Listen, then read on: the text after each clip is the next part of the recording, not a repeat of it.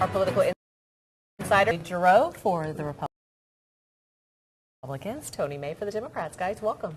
Always good to be here. With all these important things facing the legislature, we've got the budget, we've got liquor privatization, pension reform. Today, it was all about medical marijuana. Charlie? Maybe something they can agree on. I mean, you have the political odd couple out there. Mike Fulmer from Lebanon County and parts of Dauphin County, one of the most conservative members of the General Assembly, with Dalen Leach from down in the Philadelphia area, one of the most liberal, supporting this in a bipartisan manner, just as Tony May and I have for a long time.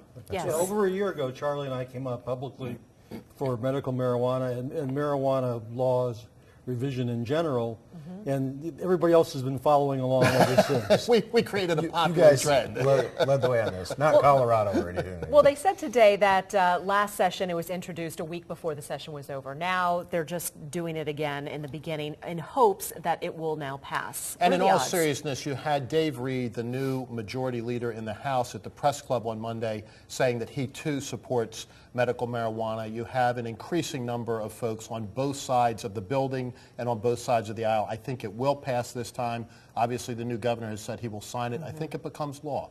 How important is that the governor's behind it? Well, I think that's critical because it gives cover for a lot of people who might worry about this as a law and order kind of an issue rather than a health care kind of an issue.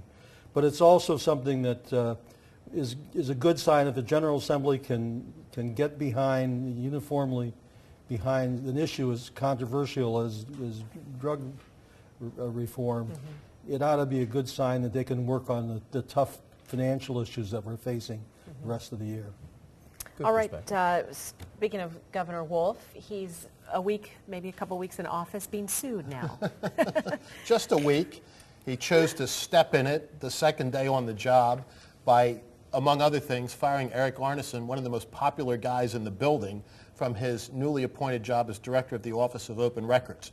A legally indefensible thing that he did. But more important, Tanya, and this will wind its way through the courts and eventually the right thing will be done, but politically incredibly maladroit. People on both sides of the aisle are just scratching their heads wondering why he picked this fight at this time. He said it's to gain respect.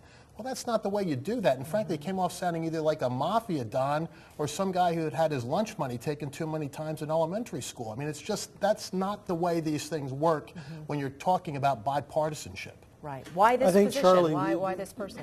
Why this person?